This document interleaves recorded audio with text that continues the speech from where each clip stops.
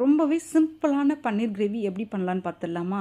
ஃப்ரெஷ்ஷான பன்னீர் எடுத்து தண்ணியில் போட்டிருக்கேன். பன்னீர் சாஃப்ட் ஆகிறதுக்காக. பன்னீரை பீஸாக கட் பண்ணி எடுத்துக்கிறேன். ஈரப்பதம் இல்லாமல் பன்னீரை டிஷ் பேப்பரில் போட்டு தொடச்சி எடுத்துகிட்டு கடாயில் கொஞ்சமாக எண்ணெய் விட்டு பன்னீரை போட்டு பொரிச்சு எடுத்துக்கலாம். இந்த கலர் வர அளவுக்கு.